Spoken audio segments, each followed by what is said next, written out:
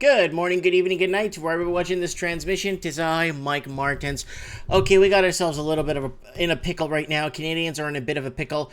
So delinquency rates rise in Canada as consumers add more onto debt, says Equifax. Equifax is the leading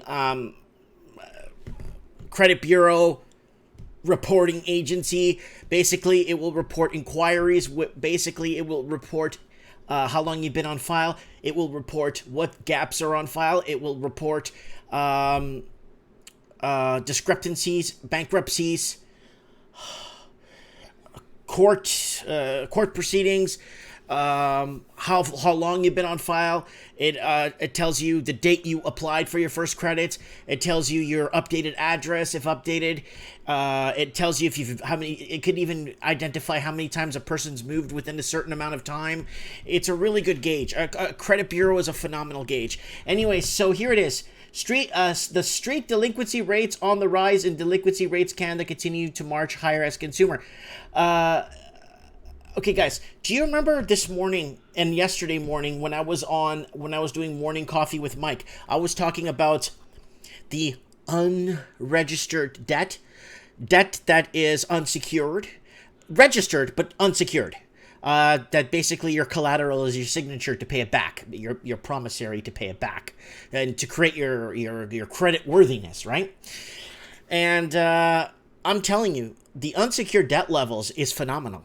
Okay, everyone always thinks of student loans, auto loans, and homes, and mortgages and second mortgages. No one thinks about all these Mickey Mouse credit cards, these high interest rate credit cards. What's in your wallet? Luckily, I have one credit card, and I paid it off this morning, and it's only a little amount for my company, and that's it. All right. Okay, delinquency rates in Canada continue to march higher in the first 3 months of 2019 as consumers piled on more debt, according to a new report from Equifax Canada. The report released Tuesday revealed that the national 90-day non-mortgage delinquency rate rose 3.5% to 1.12% for the first quarter of this year, with seniors leading the way as delinquency rate for that demographic rose 9.4% year over year. Nobody panic.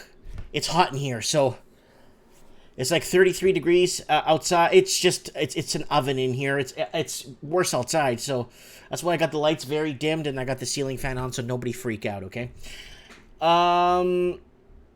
So we're seeing that older people are tapping into credit because their pensions are paying nowhere near enough, so they tap into credit, and non-savings but credit. The report also revealed that the average debt per Canadian consumer, including mortgages, totaled $71,300 in the first quarter, marking 2.6% increase compared to the same period last year. Wow. So per Canadian consumer, so that would be 19 and over, I guess, when you're old enough to apply for credit, I guess, 18 to apply for credit. Okay, including mortgages, 71,300 per Canadian kid. So there's 35 million people. So that gives you the number right there. We'll continue to see signs of increasing strain for Canadian borrowers, said Bill Johnston, Vice President of Data of Analytics Equifax Canada, in a release on Tuesday. The utilization of credit cards has been trending higher and gaining momentum, with more consumers growing their average debt. We expect to see further increases in delinquencies in the coming months, big time. So you get an R1. When you're 30 days behind on your credit bureau will show an R1 next to. So what would happen, how a credit bureau typically looks like is the date up top, your first and last name, your address to the right of the page, and then the next line would show when you applied for your first credit. If there's any gaps on file, it would show next. And then at the end on the right side, it would show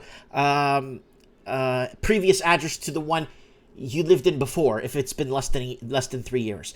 And then below that, it would show your employer, and then it would show your SIN number, your social security, social insurance number. Then there'll be a line, and then it goes into the next section. Then first thing that comes up will be your creditors. So you'll have, let's say, Capital One Visa, and then next to it will show R1, 1 month behind, R2, 2 months behind, R3. If it's got R9, that means it's 9 months behind, and it's going to collections. Okay. Then once it goes to collections, it will see a R9, and then it'll be striked out. That means it's no longer in the hands of Capital One. It got moved to collections would be at the bottom of all your creditors. You're going to have your collections, and then it will show what's in collections and what's being in process or movement of whatever, right? Then underneath that, it will show your inquiries, what your inquiries are if you're seeking credits. Credit seeking is very dangerous, so that's why credit bureaus need to update weekly instead of monthly, because then the next cycle month comes out and they'll be like, holy crap, look at all these inquiries, because he's credit seeking and you don't catch it right away. And some of these criminals that take out multiple credit cards and max them out understand how the system works and use it in their favor to take what they can, right?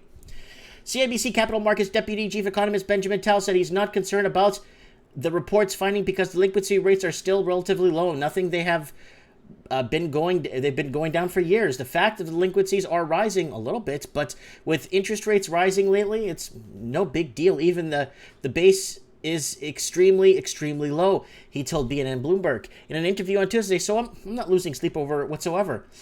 I think it's absolutely correct that as a society, we are more sensitive to the risk of recession.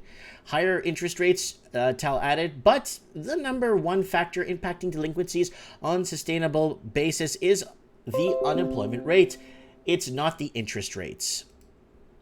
Alberta was the province with the highest average debt level in the first quarter, reaching $29,117 excluding mortgages. So this is unsecured. $29,117 excluding mortgages. Meanwhile, Manitobans have the lowest average debt of $18,815. So less happening in Manitoba when you look at those numbers. People are spending less money, so there's less consumer spending too. So you'll have less stores to shop at. It all gauges when you look at the numbers, right? The findings come in the wake of a recent bearish calls against the country's largest lender, Steve Eisman, the money manager of Big Short fame, who predicted the collapse of the U.S. housing market, and Bay Street analyst Nigel D'Souza have warned in the recent months of credit risk in the rise for the big banks. In its report, Equifax also highlighted the slowing mortgage market as a result of increased regulations such as the B20 guideline imposed by the Office of Superintendent of Financial Institution, OSFI. Early last year, the rule imposes a stress test for uninsured mortgages where the borrower makes a down payment of at least 20 points of the purchase of the home. The report said the value of the new mortgage was down almost 12% year over year in the first half of the year. So it's very interesting to see where things are going to be heading. Equifax is right on the money when it comes to this because Equifax covers all lending in the institution. I think there's another one in Canada called First Canadian Credit. I'm not sure if people use them still, but I know Equifax is the biggest in Canada. So they're basically a credit bureau reporting agency that reports all your credit debit transaction, all your moves, where you move to. Equifax tracks that too, because the second you apply for credit from where you moved from, they'll get your new address and update it, and then they use that for skip tracing. So let's say someone is delinquent in a bunch of credit cards and they took off. Like there's my old phone number I had in Vancouver. Every day they would be calling for this guy. Every day. And I'm like, this guy does not hear. This is a new number. Every day calling for this guy.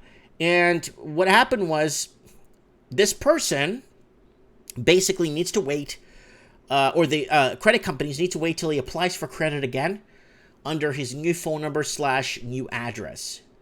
The second he does that in the future or in a couple of years, then they'll come back after him because he still hasn't officially filed for bankruptcy. So a lot of people think they could get away from this by changing their phone number and moving, but that doesn't work. So the second you apply for anything, the second you even register for anything online, or the second you buy anything on Amazon and update your address, they know where you moved to right after that because they'll skip trace it and they'll find it. So yeah, I had people message me asking me a few weeks ago if they moved away, what would happen, and I'm like, no, they'll skip trace it. It's very, they just wait. They wait on it and they put an alert, and the second that address gets updated, God knows where, for Amazon or for eBay or whatever.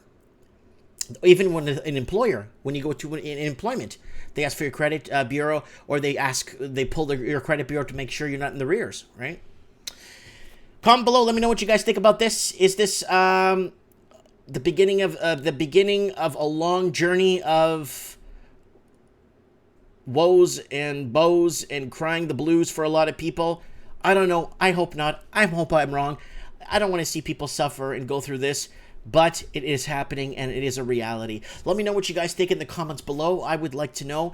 And don't forget to hit the subscribe button and support me if you'd like on Patreon. I got 5 people buying me coffee now. Thank you for buying me coffee, people. Thanks for watching, and don't forget to hit the subscribe button and share this video to get this out there.